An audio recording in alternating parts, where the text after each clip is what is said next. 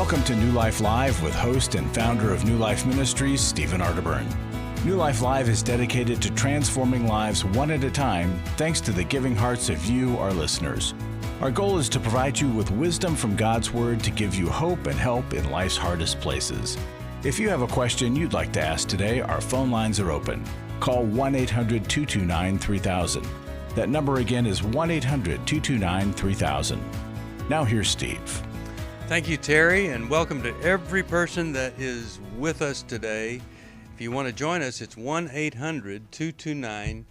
1-800-229-3000. Dr. Alice Benton is here, Hello. and so is Milan Yerkovich, and greetings to you. Well, hello there. It's great to be with both of you. It sure is. Yeah, always fun. It really is. And I'll just mention that Alice and I saw the cover of Understanding and Loving Your Child in a Screen-Saturated World. Really great that comes out. When's that come out, Alice? August next year. In August of next year. But right now, I want to introduce you to Nick Harrison. Nick has, he and I put together the 1-year Life Recovery Prayer Devotional. And if you're watching on YouTube, New Life YouTube channel, you're seeing it. Nick, welcome to New Life Live. How are you doing? I'm doing good. Thanks for having me. You are one great writer, a brilliant expert in the area of addiction recovery. How'd you get to be all that, Nick? Well, I've been a writer of devotional books for several years, and how the addiction book came about is kind of interesting. I was on my way home from a writer's conference. I stopped at a coffee shop, and the fellow in front of me, young guy, early 20s, he was placing his order, and I could tell there was something wrong. But when he turned around, having finished giving him his order, he offered me his gift card, and I said, no, that's all right, you'll use it some other time. He said, no, if you don't use it, I'm going to throw it away. I used it, but, I was haunted by his condition. He was obviously high on something. Within 24 hours, another event like that happened, and God just gave me a burden for all the people who, whether it's drugs or sex or gambling, whatever the addiction, if it controls your life, it's holding you back from a greater destiny that God has for you. And my goal has just been to see people set free from whatever their addiction is. Well, that's what we all want here. One of my favorite devotionals is yours right out of 1 Peter 1:15-16, and you start off by saying, holiness gets a bad rap. And that's just the kind of writing that you do, and it's so insightful. If somebody was struggling, what do you think this devotional would do in a year of using it? What do you think? Wake up every morning and you use the Life Recovery Prayer Devotional, 1-year Life Recovery Prayer Devotional. What do you think might happen with them in their struggle? I think they would find their new identity in Christ. We're new creations in Christ when we become Christians. And I think after a year of being reinforced with the idea of you have the ability to overcome this in your new creation and the Holy Spirit living within you, reckoning the old self dead, as in Romans 6. And then there's one other thing that I really want to stress, and that's, as important as it is to overcome the addiction, which is certainly paramount, there's also the aftermath of addiction. There's the shame, there's the feeling of failure, and I really think that sometimes the enemy entices us into an addiction for the very reason that he wants to pile all that other garbage on us, the condemnation and shame. And I want the reader at the end of a year to realize that they're not only set free from their addiction, they're set free from the condemnation as well. Amen. Well, nobody ever gets delivered from an addiction into instant character. This will help you build it. Gift of any amount, I'll send you a copy of the 1-year Life Recovery Prayer Devotional. It's a great resource. If you want to join us on the program, 1-800-229-3000. Nick, thanks for joining us. We'll have you back, and we'll be talking about this little devotional all year long. You're listening to New Life Live. it had become very apparent that some of the things I was involved with were taking over my life. In today's world, men are barraged with inappropriate content and images all day, every day. Some say that certain behaviors are just no big deal. It's just part of being a guy. But it's simply not true. It's a battleground for every man, and the opportunities to fail are everywhere. New Life's Every Man's Battle Workshop can help. After 7 years, he just one weekend, a completely changed man. For over 20 years, New Life Ministries has been helping men regain their integrity and purity through their one-of-a-kind Every Man's Battle Workshop. He said, I think this is something that every man should go to. Married, dating, it was definitely life-changing. Now the workshop is coming to Orange County, California, October 7th to the 9th. To find out more, call 1-800-NEW-LIFE or go to newlife.com. I just can't say enough of what New Life has done for our marriage. 1-800-NEW-LIFE.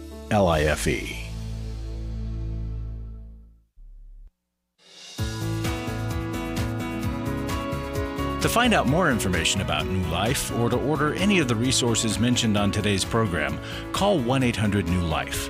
Now back to New Life Live. We are back. Steve Arterburn here with Milan Yerkovich. Milan, I was just talking, I mentor some people coaching, and I suggested, well, if you're going to do this marriage coaching, you have to read the marriage book. Was that How We Love? And so he got it, and he said, man, this is changing my attitude. And I said I knew that it would. So thank you for that. Well, and, you were welcome, and it changed our attitude first. Then we wrote the book because of the principles inside of that we applied to our own lives. So it's fun to be able to say, yeah, that book helped me too. Mm-hmm. Well, and anybody, you can get a copy at 1-800-NEW-LIFE, but that's what we do at our Marriage Intensive. We use that material. And it is spectacular. And you can find out about the Marriage Intensive, 1-800-NEW-LIFE. That is the number that you call. We're going to be doing that in Washington, D.C. No, we're not. Dallas on October 21. That's where it is, 10 days before Halloween. And some of you will be able to take off your mask this year for Halloween because you come to intimacy in marriage. Let's go to Lee from Seattle, Washington, listens on the New Life app. Anybody could. All you have to do is download it. Hello there. Lee, how are you? Hi. Good. How are you? I'm doing fine. What's going on? So, my brother, last year, him and his wife separated. He came out to us that he is bisexual. He is now dating a man. And this weekend, he and his boyfriend came home so we could introduce us all to him. My parents and myself have a hard time with this. I have a sister who is very, very much for this with him. And so anyways, he was here for the weekend, and it was very, very uncomfortable. They were incredibly affectionate in front of each other. And actually this morning I discovered that his boyfriend is actually into drag, he's a professional drag queen. Mm-hmm. And I don't know how to navigate this. I have three kids that are 12, 16, and 18. And my 18-year-old herself is struggling with bisexuality as well. She has high-functioning autism. I don't know how to navigate this. That he knows how we feel, we found it was incredibly Let me help you. I want you to answer a question. When you say home, whose home are you talking about? So he lives in another state. My parents, myself, and my sister, we all live in a different state. He came and he is staying with my sister. Okay. So we were all over at my sister's to meet them. Why?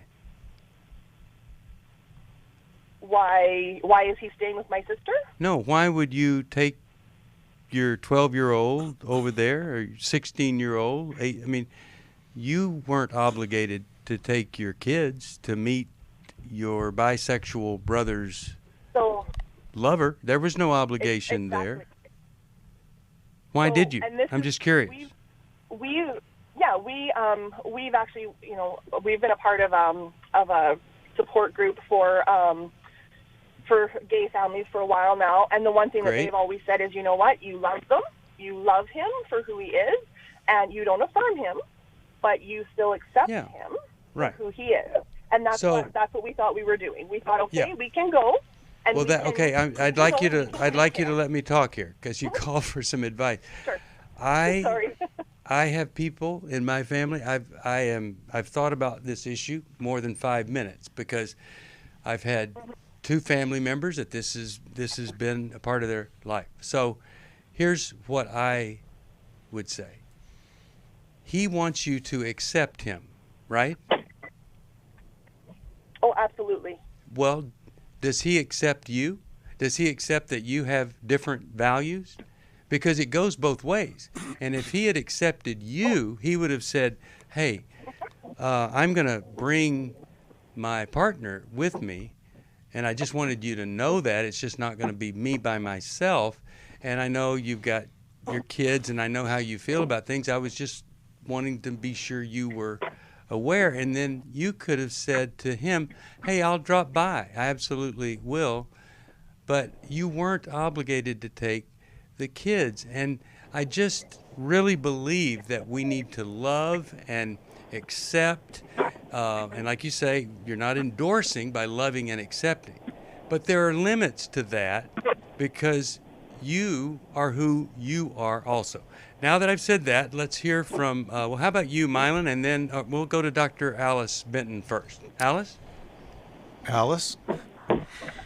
Lee, you are in an incredibly difficult position, and I'll admit to you, I struggle to know how to apply what the Bible says about cross-dressing and homosexuality as I try to love people in my life that struggle with this as well.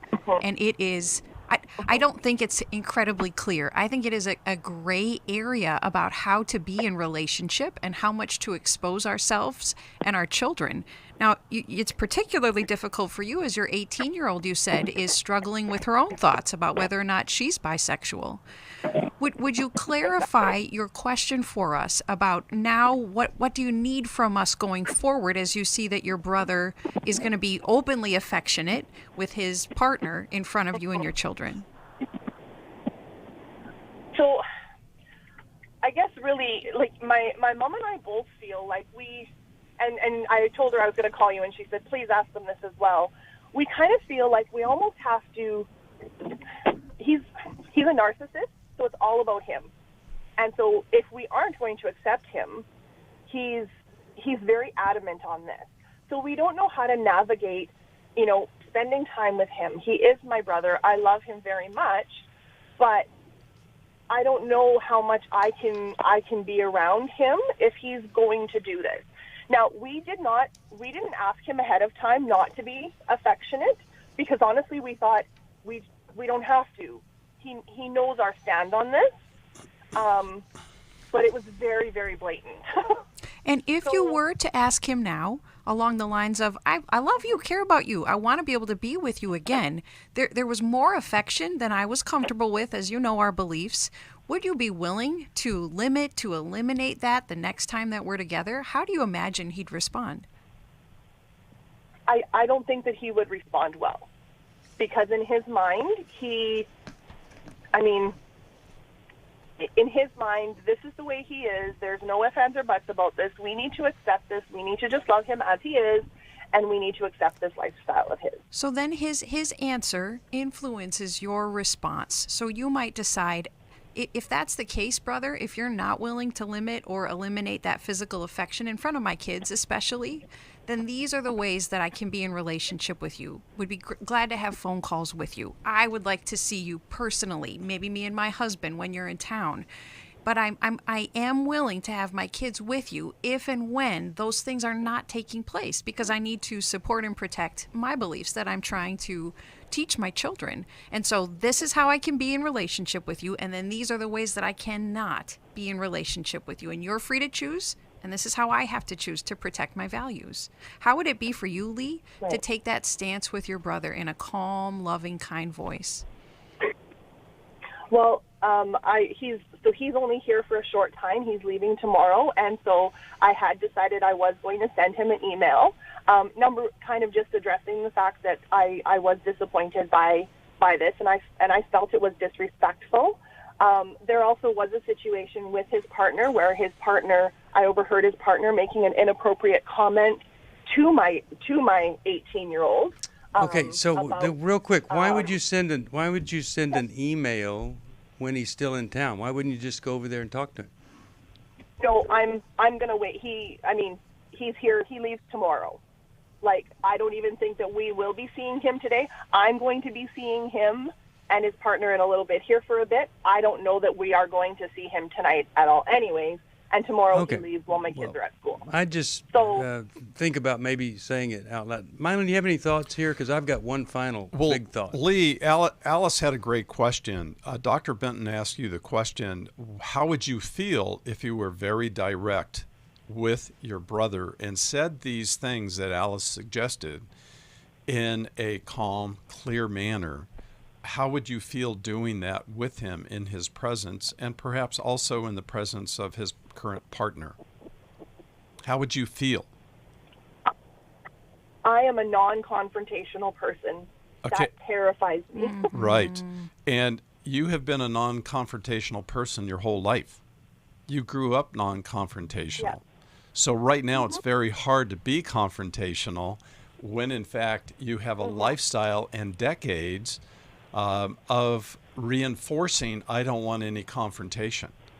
You see, your brother, and you described him, his narcissism, but he was really blatant and in your face with respect to the presentation of this partner. It was very in your face. Absolutely. It was very, very much a blatant oppositional appearance. And sadly, very sadly, the LGBTQ and all the other letters that are currently attached to that, plus, they don't accept disagreement. If you disagree, and what they require is if they've made a decision, you must accept it now. You can't have a history that is your history. You have to accept it and agree and endorse it now. And that's really one-sided. It's not a mutual acceptance. No, it's not and so fair. it isn't fair. And when people call me or make reference to somebody who disagrees as being a phobe, homophobe, or a person who's a hater, I go, no, I am not those things. I am simply a disagreeer. And the people that I have close relationships with allow disagreement and allow us to have different opinions on things. And if a person doesn't allow me to have a different opinion on something, you may love him to pieces, like you said, but he's not a safe person for you. And there's a difference between a love that you have because he's your brother and whether he is safe. And I think it's really sad, but he was very confrontive and oppositional to your whole family. And Lee, Go ahead, hearing that you avoid conflict, girl, I want you to know I'm a people pleaser, conflict avoider in recovery myself, and I want you to know how brave I think it is of you to pen that email, because it is terrifying and even paralyzing to bring a difficult truth to someone we love who we know will disagree with us. So I support you writing that email, and I hope you can keep working on your assertiveness to be able to bring it to him face to face someday as well. I agree. Now, let me give you a quick story. My middle brother was gay. He died from AIDS. He and I were very close. We had a wonderful relationship. I wrote a book with him and for him before he died. We were very close. I mean, we had many laughs, a lot of fun. When we moved to California, he knew that I accepted him and loved him. He wanted us to live together and split the rent.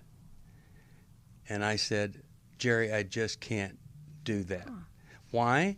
Because it's one thing to love him and accept him. It's another thing to be around guys coming in and out of the house and all of it. I just didn't want that for me. I had the right to not want that for me. I wanted to live alone more than anything and get my bearings being new to California.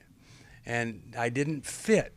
I had a bumper sticker, Fort Worth, I love you. It was just ridiculous. So I needed time. But anyway, you might look at me and say, oh, how judgmental, you wouldn't live with your brother. No, I didn't need to live with him. I didn't have to live with him. And when I said, no, I won't, our relationship continued to be absolutely wonderful right up until the end of his life, and he changed many lives himself. So I just hope and pray that something we've said gives you and other people the message you can love and care about another person. But you don't have to set yourself up to be flagrantly violated, insulted, disregarded, demeaned by the behavior of another person. In fact, you'd think that they would, at the first meeting, have had a little conversation and says, you know, it's so wonderful that they're going to meet us. Why don't we not be too overt about anything? Let's just kind of ratchet back a little bit. I ratchet back all the time. I'm ratcheting back right now as we go to this break. 1-800-229-3000 is the phone number. Come join us for New Life Live. Really glad you're with us here today. We knew our marriage was broken, but we didn't know how to fix it. The New Life Intimacy and Marriage Workshop is coming to Dallas, Texas, October 21st to the 23rd. It has transformed our lives, our marriage. You have reached our home. You have helped transform our lives. Join Steve Arterburn. It's been a dream of mine for a long time to help people to grow more intimately together, and we believe that everybody has room to grow in the intimacy level of their life. And Milan Yerkovich. We help couples understand how their attachment style is sabotaging their current relationship. And then we teach them how to create comfort in a relationship. To register or to find out more, call 1-800-NEW-LIFE. That's 1-800-639-5433 or go to newlife.com. Thank you for giving us a pathway where we can humble ourselves and say, Lord, we need help. Help us fix it. And we thank you for that. Call 1-800-NEW-LIFE for more information. 1-800-NEW-LIFE. Chris Williams on coaching. Oftentimes I get asked, what is the difference between therapy and coaching? The biggest difference between the two is that a therapist is going to be looking for a diagnosable mental health condition, whereas a coach is going to look at a particular issue and help a person work through that. If you need a coach, call New Life today and ask about the New Life Coaching Network. Our coaches have been trained and screened with the same intensive process we use for our network counselors. If you're looking at an issue in your life that you just kind of want to change, whether it be your weight or leadership or other areas of behavioral patterns, check out coaching. There can be some really, really helpful things for you. Take control of your life and take action to achieve your goals. Call 1-800-NEW-LIFE. That's 1-800-639-5433 and talk to us about getting a New Life coach. 1-800-NEW-LIFE.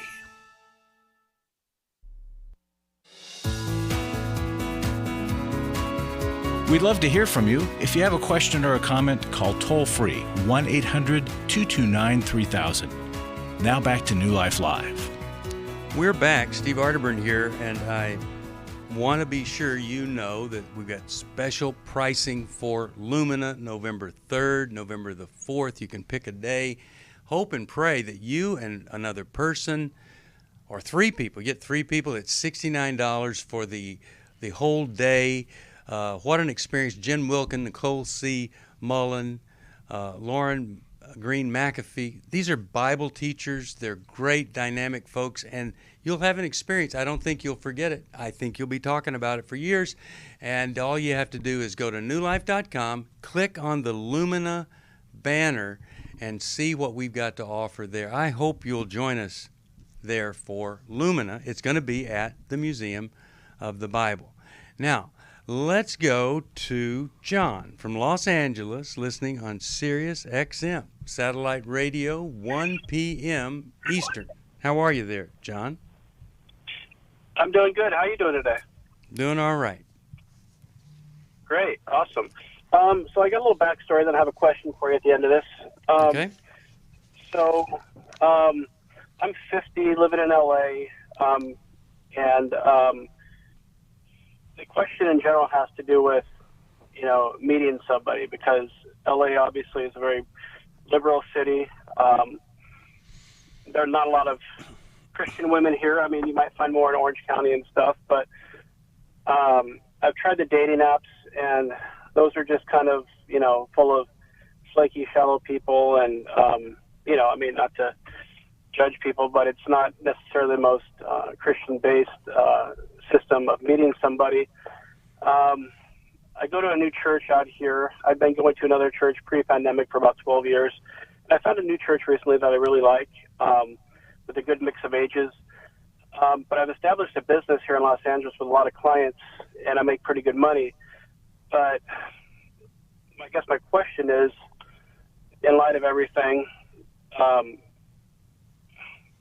should I up and move to like a more conservative city or state in like Texas or Florida, or trust that God, would work things out where I'm at? Because obviously if I moved, I would take a pay cut, and I'd lose all my clients that I built up here. And so... Okay, so I got a question for you. Yeah. So has anybody ever talked to you about what prevents meeting more people or prevents commitment or things like that? I mean, have you ever dealt with that side of it? Because I'd hate for you to move and then, you discover, Right. wow, this kind of thing. So have you done any of that kind of search or work on yourself? I'm just curious. You mean as far as like finding other places to fellowship more here in LA? No, not exactly. But most people that if they want to be married, they will marry before 50, and so you want to be sure that there's nothing there other than that Los Angeles is very secular. But John, great... it's like Go ahead. it's like Steve is saying, is LA the problem or is John the problem? You see, that's the question here. Is there something inside John that struggles in relationships? And so that begs the question for the examination of your history of relationships. I mean, if you're 50 years old and have never been on a date, No, I've been on plenty of dates. Yeah. Okay, and then, but Steve asked a great question: is why was there no commitment, or why could you not develop those into a stronger relationship? And that's the question: is it John or is it LA? It might be. It might be both. I know that I have a hard time with intimacy. I know that I've had a couple opportunities in the past that have came up. It was more of a long distance type of thing, but I've sabotaged a couple things. I have a tendency to kind of sabotage my life at times by having good things come into my life, and then I'll create a snare for myself that keeps me from having a good thing that might be given to me by God. Steve, why don't you pick it up right there, Steve? Well, I see. So first, I've got a little book. Is This the One? It's all about dating and being sure that you get dates and don't move too quickly, but don't move too slowly either.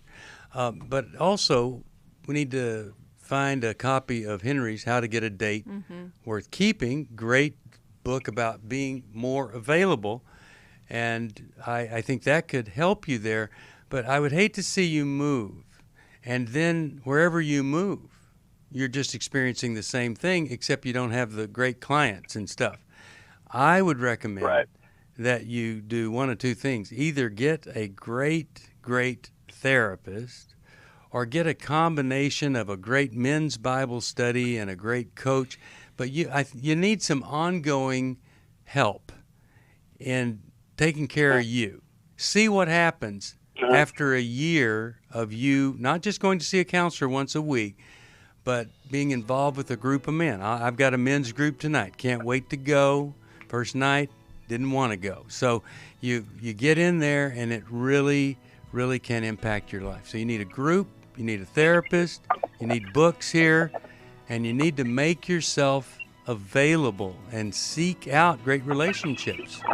I think that's a better plan than just picking up and moving. Alice, do you want to say something in the last 7 seconds? Just support that having a coach, John, who would help you engage in some self-evaluation, as well as looking at how have you actively pursued a higher level of exposure to more new women so that the dating field expands. Commit the time to doing that prayerfully before the choice to move.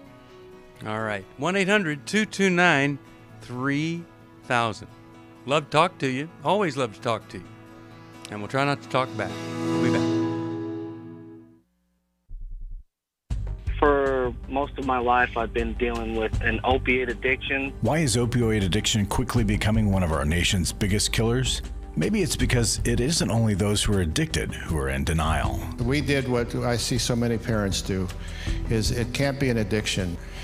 There's something medically wrong. It's impossible to solve a problem when you don't know what you're up against, and families will try to find any explanation except the one that will put them on the right path. Alcoholism and drug addiction is a family disease. It doesn't affect just the individual. If someone you love is abusing painkillers, know what you're up against. It's time to admit it's addiction and seek treatment.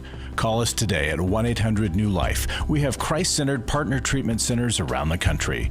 Call 1-800-639-5433 or visit us online at newlife.com. We just made a decision. We will do whatever it takes. 1-800-NEW-LIFE. I was really living a very anxiety-filled life. I turned on New Life, and the topic that day was about anxiety. And just by listening, I got relief. You can help New Life stay on the air by joining Club New Life today. When you sign up to support us monthly through Club New Life, we'll send you the new member thank you gift of the Life Recovery Bible personal size, the 1-year Life Recovery Prayer Devotional, the New Life Journal, a New Life pen and highlighter, and a New Life zipper tote to hold it all. Plus, there are ongoing benefits like access to the Club New Life video library, the monthly Club New Life CD or download, quarterly resources, free shipping on purchased resources, and discounts on workshops. Call 1-800-NEW-LIFE. That's 1-800-639-5433. Support Club New Life, and together we can help hurting people find help and hope in life's hardest places. Call 1-800-639-5433 to join Club New Life today.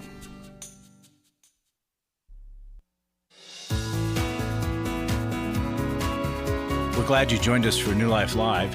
To be a part of the program, call 1-800-229-3000. Now back to New Life Live. We are back. You know what Zephaniah said in 3:17? The Lord your God is with you. Now, do you believe that? If it wasn't true, old Zeph would not have said it. God is with you. The mighty warrior who saves. He will take great delight in you. In his love, he will no longer rebuke you. Now listen to this. But will rejoice over you with singing. Word has it, God has a very beautiful voice, and he wants to sing over you. If you don't believe that, call 1-800-NEW-LIFE. We can help you to reach that point where you believe in a God who's got rules, but he's also got a loving relationship for you. Speaking of relationship, Larry Sonnenberg has wonderful relationships with more people than I've ever seen anybody. Larry, welcome to the studio. How are you today? Thank you. Doing great. Thanks, Steve. What have you brought our way today? Well, Every Man's Battle's coming up. October 7, 8, and 9, right here in Orange County, California. And I have a testimony here from a gentleman that recently attended our workshop. And it's short, but it's powerful, I think. He said, I came to Every Man's Battle after falling back into pornography after 7 years. I immediately realized that the key components missing in my journey was community, vulnerability, and connection. The message from Every Man's Battle is reinforcing, strengthening my understanding of connection. So it's a simple testimony. We have a lot longer ones, and I'll share those another day. But yeah. My goodness, you know what? There's 3 key components, and he was clean for 7 years, and he fell back into it. And you want to get a handle, guys, so you don't have that happen to you. Or maybe you already have fallen back and you need help. So give us a call and talk to us about how to sign up. If money is ever an issue, you let us know that too, and we can offer you a scholarship. Wow. But also, if you can help with somebody, I mean, get a scholarship for shame. A lot of people, a lot of shame comes out in anger, bitterness, resentment, fear, all sorts of things. They're not looking. So please, any amount, we'll send that to you. And also, gift of any amount, if you'd rather have, we'll send you the Life Recovery Prayer Devotional, the 1-year Life Recovery Prayer Devotional. life can be very, very different and very, very good. I was just reading that a gentleman was working in a coffee shop, and the homeless people from the mission were discharged every morning, had to go for a walk, get out of the mission, and they walked by the coffee shop every day until finally one of the people said, "Why don't you come on in and let's have a Bible study?" Well, the Bible study, because it turned out to be a life recovery Bible study. And then that became 6 life recovery Bible studies all over the community.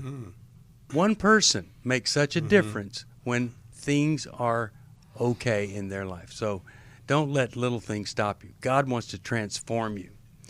1-800-NEW-LIFE, we have been fortunate that He has helped, or He's allowed us to help folks in that transformation process. Thank you, Larry. Alrighty. Right now, let's go to, well, how about we go to Nancy from Tampa, Florida, watching us on the New Life Live YouTube channel. Nancy, how are you today? I'm good. How are you guys doing? Well, I'm doing all right. I've got a little achy knee. Other than that, thanks for asking. Okay, so how can we help you? Well, I have a daughter who's been struggling with alcoholism for about 9 years, and she has a daughter, and basically, very long story short, she was raped at 14 when she lived with her father, and she's got a lot of issues, but every time that she does drink, she's the sweetest, kindest, most tender-hearted girl, but when she drinks, she becomes very mean. She's lost custody of her daughter because of the drinking, and the blame always goes to me every time. And I'm at the point where I'm just, I've tried everything with her. What have you tried? What have you tried when you say you've tried everything? I've taken her everywhere. I've taken her to AA. We've taken her to rehab. She walked out 3 days later. She lived with us for a while. She left. And it always turns out to be a guy every single time. Now, let me ask you this. Yeah, let me ask you this, because a lot of people go from the bottle to a body, and it just happens all the time. Now, how does she support herself? That's the thing. She is what they call what do you call that person that does so well when they're working and they get home and they just start drinking? She's like a functional alcoholic? Yes, yes. She does real well. She's a caregiver for the elderly, in their homes. Yeah. And sounds like to me, it would be a good idea for her to stop drinking, because you know what? It's not gonna be this way forever. We call them functional alcoholics because we contrast them with those that drink long enough to not be able to function. And that's a horrible place to be. Right. Alice, your thoughts here? Nancy, when she goes to blaming you, how do you react to the accusations? I have apologized to her so many times for whatever I've done, because my ex and I divorced. I have bipolar. She's used that against me. She's used everything in the book against me. All I do is give her love, pray for her daily. I've given her a devotion book. She goes through the devotion books. I've read them. I mean, she wants to give it over to the Lord, and she says she's going to, and then the longest she's gone is 6 months sober. And then it's just right back to. And it's so painful to watch her spiral and be blamed for it when you've tried to clean up your side of the street. Have you two ever tried family therapy, and how has that gone? She's had several counseling, but she won't go with me. She's gone to AA with me, but she won't go to a counselor with me. And when we paid for her to go to a certain type of counselor that I went to, all she did was talk bad about me. It was like she's never. I don't think she's ever been honest with herself, saying I'm the one that has the problem. Well, because I think, due to the unresolved trauma of the rape, she feels so much shame that she doesn't do the right thing, the best thing for herself. And she does it for a while. Maybe she does it all day, but then she gets home by herself. Listen, she chose to continue to drink over her daughter, 5 years old. No, I know. Now, that tells you how much shame is inside of her to do something as shameful as pick drinking over a 5-year-old daughter. Milan, looks like you've got some good stuff to say here. What would you say that might be helpful to Nancy? Nancy, I'm so sorry you're going through this. This is very difficult, and but Steve's right on point. When people are living such chaotic lives, they are really living out and manifesting the trauma that is still a part of their history. And we have to look at history. This isn't about behavior modification exclusively. To change behavior, which is what Alcoholics Anonymous does, is very important. We have to have new habits, new relationships, a new determination to do the right thing with the right people and work the program, all those kinds of things. Right. I'm not discounting that. But we can do those things, but we also need to really aggressively face our history and the shame that is associated with it. I would suggest that shame is a very deep has a very deep hold in your daughter's heart.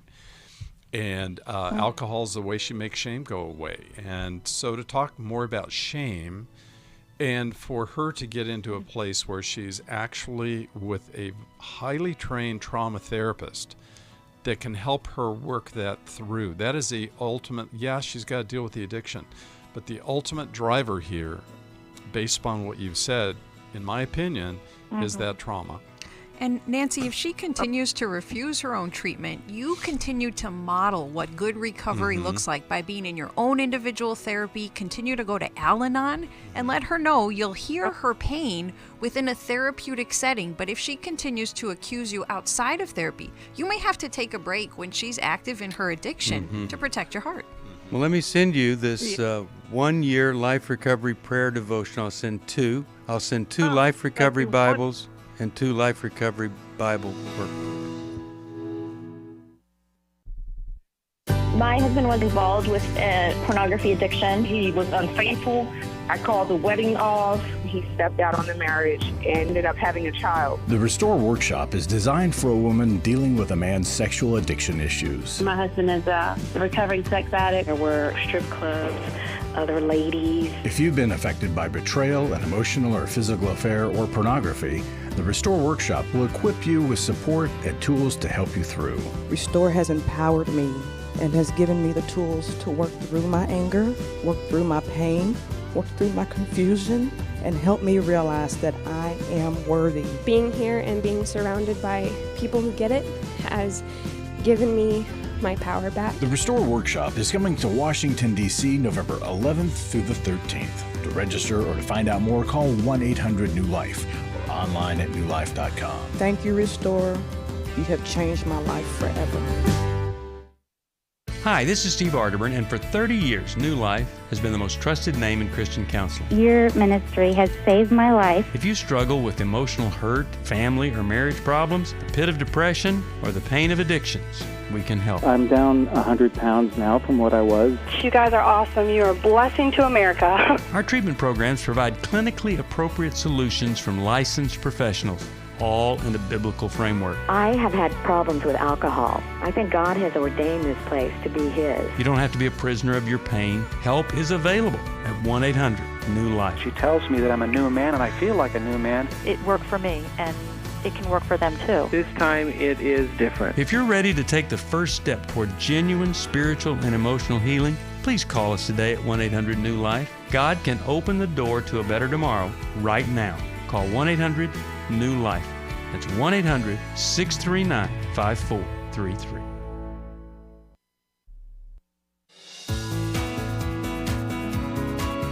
To find out more information about New Life or to order any of the resources mentioned on today's program, call 1-800-NEW-LIFE. Now back to New Life Live.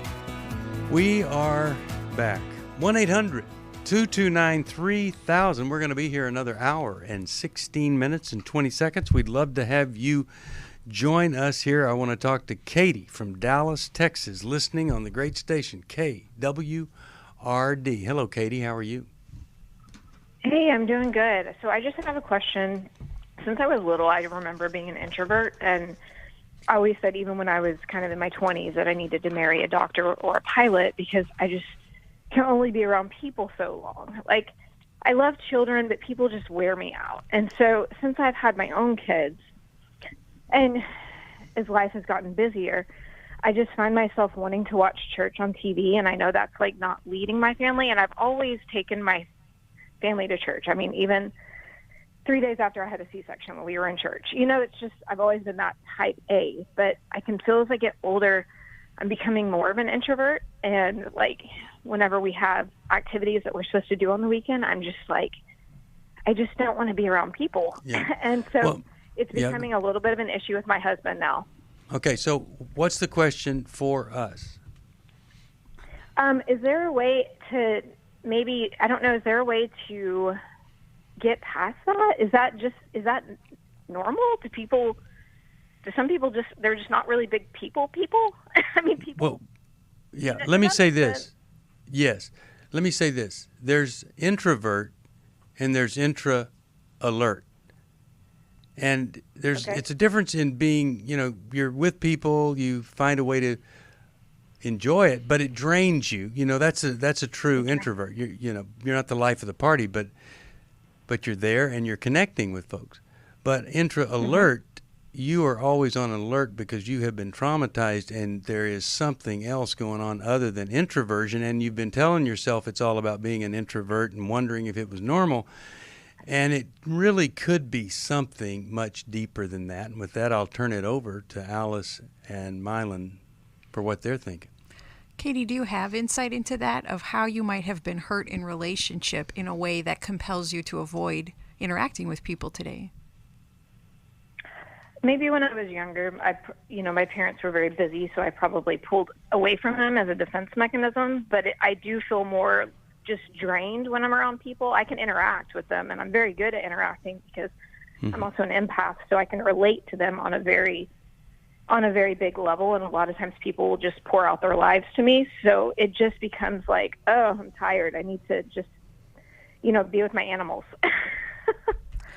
I do think that introversion is just a natural personality style that we have, but it can be exacerbated by life events, by medical concerns that may be taking place, or by anxiety, depression, or boundary problems. I think I'm also an introvert, Katie. I would much rather be sitting with a good book and a big glass of iced tea, and I don't want to talk to anybody. But I'm called and I'm compelled to be in relationship. But it's not easy for me. It's not my go-to. So I'd have you go into an evaluation for those couple of things that we're listing out for you, because they probably exacerbate your natural way that you approach the world, but they make it harder for you. And it's gotten even harder lately. That certainly can be part of being a mom with young children, because so much is required of us, and it pulls more than our natural fuel source allows. That's so helpful. So you're the same way. That makes me just feel better. So, Milan, go ahead.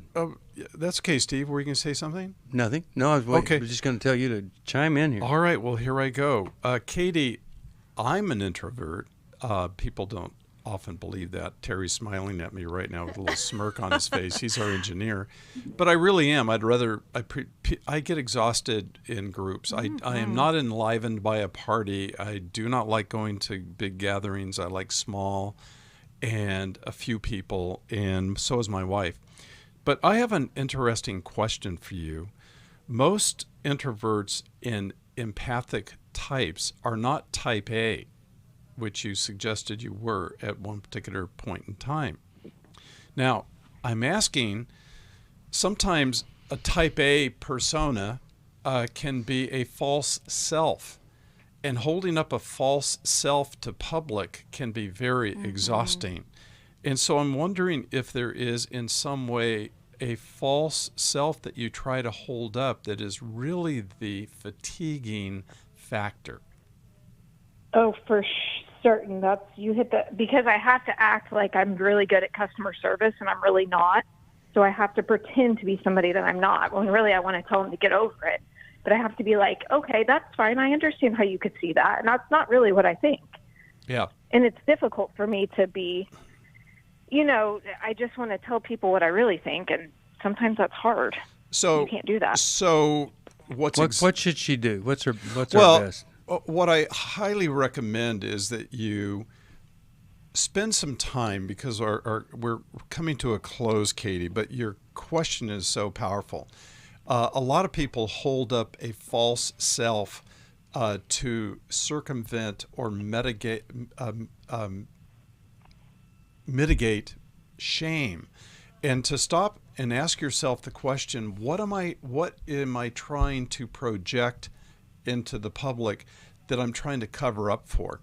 And to spend the time really doing work on that with a person that can help you, a well-trained therapist can help you ask, what is really driving the bus and what is under here that I'm trying to cover up, and because it's exhausting.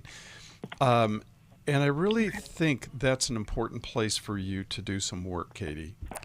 And I'm just glad you called, because you're one of those situations where there is tremendous hope. And Yes. to me, kind of the key here is that type A personality thing. It really is to know that was there, and to hear some of the other things there. I really think you're going to have a different kind of life. Alice, quickly, you have something you'd like to add? Katie, we also have to evaluate, and I say we because I've had to as well, our disingenuous presentation. There's some deception involved when we're constantly saying things that are not true to what we're really thinking. Right. And we have to figure out the balance of when we share truth, how we share grace, versus being deceptive in order to please people. And that's been my struggle as well.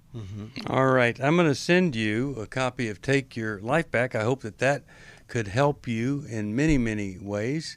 And I'm going to send you this wonderful 1-year life recovery prayer devotional by Nick Harrison.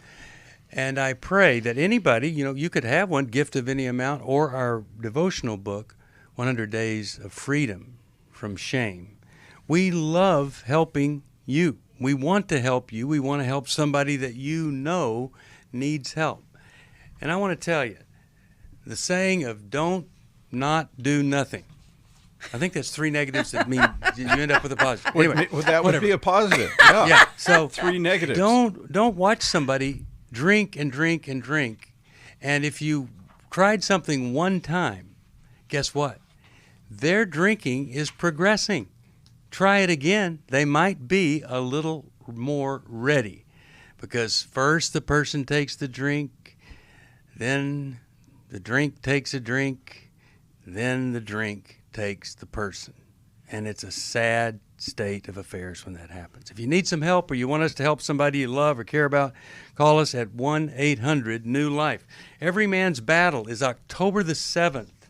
In Orange County. One pastor paid for 13 of his staff to come, and we're excited to see them there. Intimacy in Marriage, October the 21st in Dallas.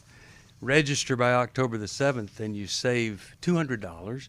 Restore, November the 11th in Washington, D.C., and Lumina, November 3rd and 4th, Museum of the Bible.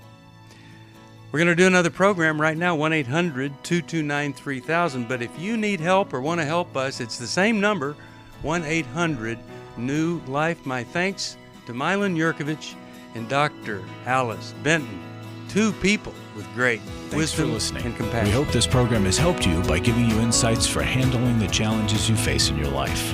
We want you to know that we're here for you, but you also need to know that New Life Live is a listener-supported ministry.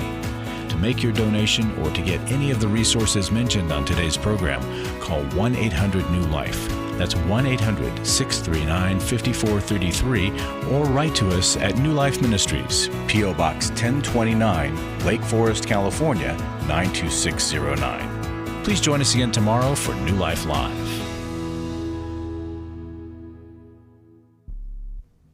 Hi, thank you for watching New Life Live. You know, New Life Live is a Christian counseling program where we deal with the hard questions about life, relationships, kids, free choice, freedom of will, whatever.